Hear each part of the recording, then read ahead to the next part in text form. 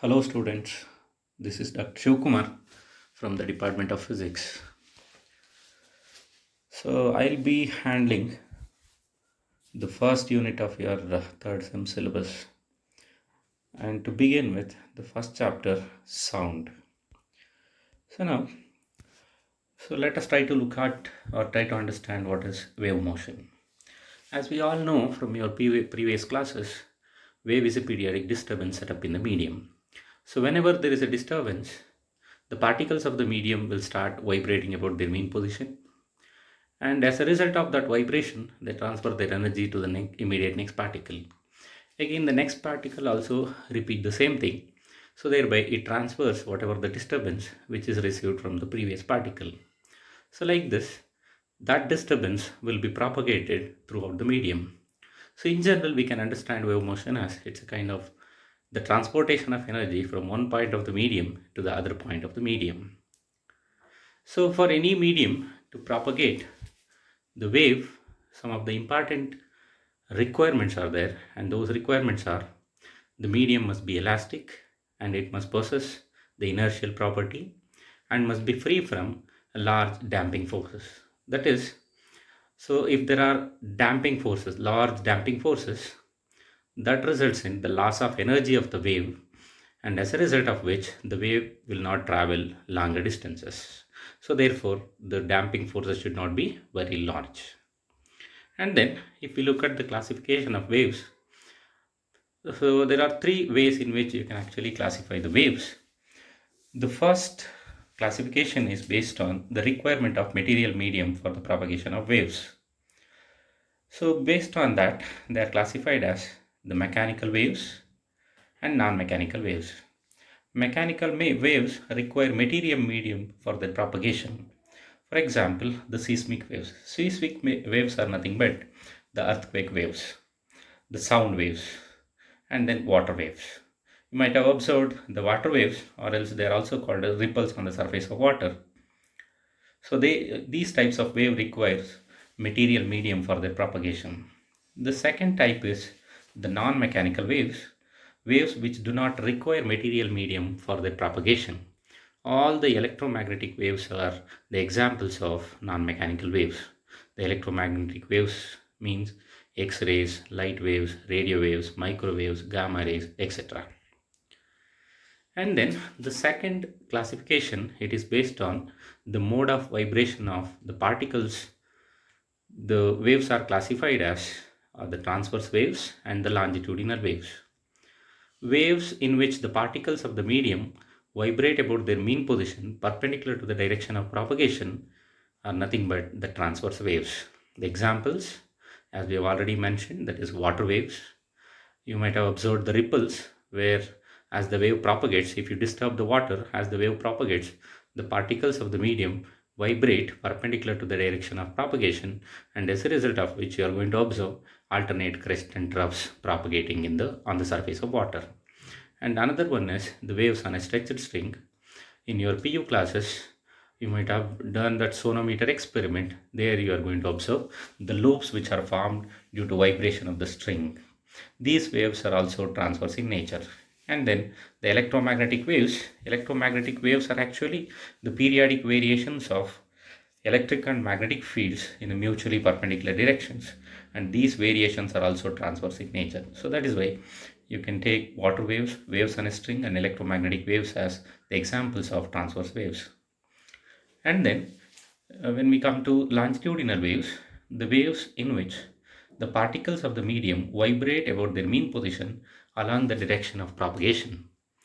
Example, the sound waves, seismic waves, etc. So as the longitudinal wave propagates in a medium, the particles are going to vibrate along the direction of propagation, as a result of which alternate compressions and rarefactions are produced. Compressions are nothing but the regions of high pressure and density. Rarefactions are nothing but the regions of low pressure and low density. Okay, that means the longitudinal waves propagate in the form of compressions and rarefactions, whereas the transverse waves propagate in the form of crests and troughs. The third classification is based on the mode of propagation of waves. That is, Suppose if the waves propagate along a straight line, then those waves are called as one-dimensional waves. Examples, waves on a string. The second type, that is two-dimensional waves. So here the waves actually propagate on a plane. For example, the water waves, seismic waves. These types of waves propagate along the surface. In the first case, that is in case of water waves, they propagate on the surface of water. In case of seismic waves, the earthquake waves, the waves propagate along the surface of the earth. Three-dimensional waves are nothing but the waves which propagate in space. For example, electromagnetic waves, sound waves, etc. Sound waves, so when we speak, the sound waves travel in the air medium in all the directions. That means the mode of propagation is actually three-dimensional in nature. Similarly, electromagnetic waves are also. So when you observe the waves coming from, light waves coming from a, let's say, a sun or the tube light or a incandescent bulb or a CFL or a LED, the light will be traveling in all the direction. That means the propagation is three-dimensional in nature. So these are the three primary ways in which you can actually classify the waves. Next, let us try to understand the concept of progressive wave. A wave which is propagated continuously along the same direction is nothing but a progressive wave. So whenever a progressive wave passes through a medium, the particles of the medium vibrate about their mean position. So these vibrations or oscillations of the particles are simple harmonic in nature. So these simple harmonic vibrations of the particles can be represented with the help of sine or cosine function. So that is why these waves are also called as sinusoidal waves. So next, let us try to derive a progressive wave equation. So for that, let us consider a sinusoidal wave originated at O and propagating along the positive x direction with a velocity v. So let the time is measured from the instant the particle at O start vibrating in the positive sense. That is, wave originates at O. When the wave originates, the particle will start vibrating in the positive direction initially. Then, after traveling in the positive direction, it comes back to the mean position and again travels in the negative y direction and comes back to the mean position. So this completes one cycle. But here what I'm trying to tell you is, so the wave originates at time t is equal to 0. That means when t is equal to 0, y is equal to 0. So now at any instant of time, whatever the state of vibration of the particle at O is there, that can be represented with the equation y is equal to a sine of omega t, where y is the displacement of the particle from its mean position, a is the amplitude of the particle. Amplitude means the maximum displacement on either side of the mean position, and omega is the angular velocity, which is equal to 2 pi by t or 2 pi f, where t is the time period and f is the frequency of the wave. So now consider another particle which is at the point P at a distance x from O. Since the wave is traveling with a velocity v, so that wave will take, or the disturbance will take, a time interval equal to x by v to reach the point P from O. So therefore, the state of vibration of the particle at P is same as that at O, but x by v seconds earlier. That means at any instant t dash is equal to t minus x by v, the state of vibration of the particle at O is same as that at P. Therefore, the state of vibration of any particle in general which is at a distance x from O at any instant of time is given by y is equal to a sine of omega t dash. Substituting for t dash from the first line, a sine of omega into t minus x by v.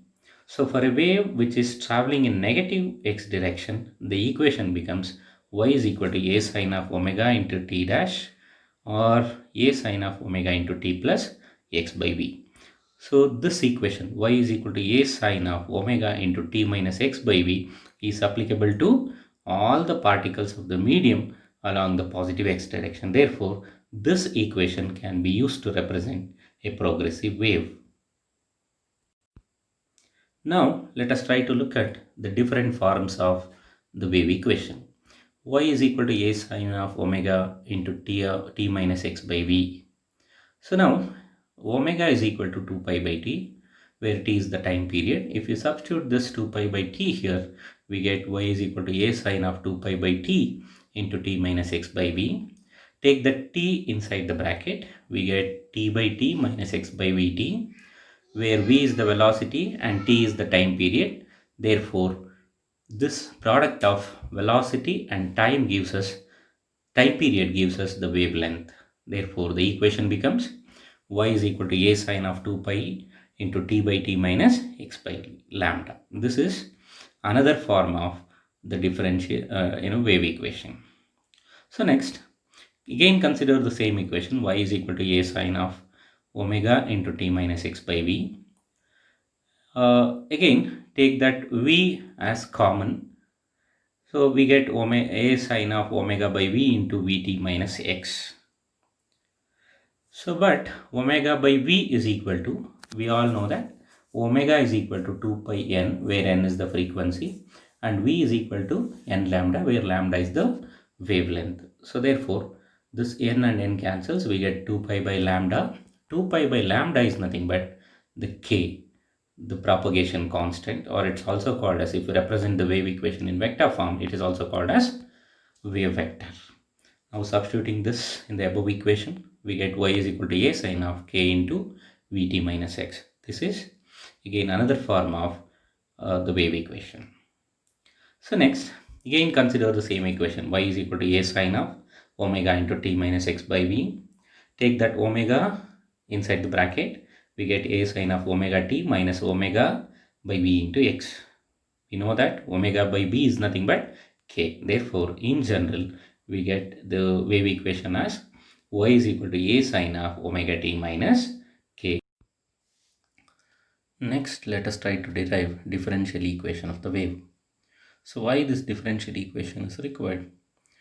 Sometimes what happens is, the boundary conditions are known, the initial final conditions, the time, the kind of energy involved, the potential energy, the kinetic energy, all these aspects will be known. But the exact form of the wave equation cannot be known. So in that case, in order to arrive at the exact wave equation, we need to have a differential wave equation. So for that purpose, let us try to derive the differential equation of the wave.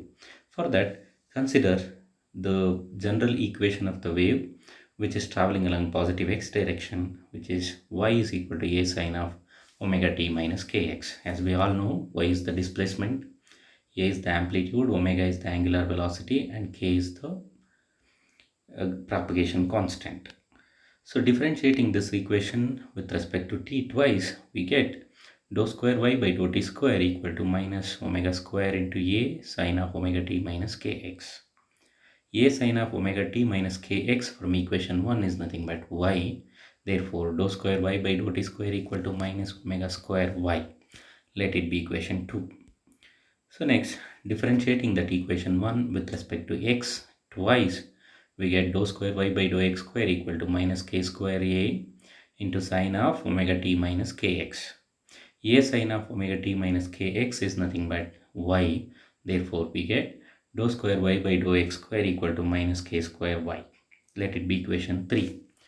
Dividing equation 2 by equation 3, we get dou square y by dou t square divided by dou square y by dou x square equal to the right hand side minus omega square y by minus k square y, where that minus and minus cancels and y cancels, and we get omega square by k square. We know that omega by k equal to v. Therefore, omega square by k square is nothing but v square. So rearranging that, we get dou square y by dou x square equal to 1 by v square into dou square y by dou t square. This equation represents the differential equation of a wave in one dimension, because only one variable, because this equation is derived by considering a wave which is propagating along x direction. So therefore only one variable, that is x, is involved. Therefore this equation represents differential equation of a wave in one dimension. Extending the equation to three dimension, we get dou square psi by dou x square plus dou square psi by dou y square plus dou square psi by dou z square, where psi is nothing but the function of x, y and z. It's a complex quantity. It actually, when we compare this with the wave equation, the progressive wave equation what we have derived, the psi is similar to the displacement what we have represented in the equation y is equal to a sine of omega t minus kx. So this is equal to 1 by v square into dou square psi by dou t square. This, the term inside the bracket, that is dou square psi by dou x square, dou square psi by dou y square plus dou square psi by dou z square can be written as del square psi. Therefore, in general, del square psi is equal to 1 by v square into dou square psi by dou t square represents differential equation of a wave in three dimension. This equation is applicable to all the mechanical waves as well as electromagnetic waves. So with this, let us try, we have come to the end of the session 1. Thank you. If there are any clarifications or doubts, you can come back to me at any point of time. Thank you.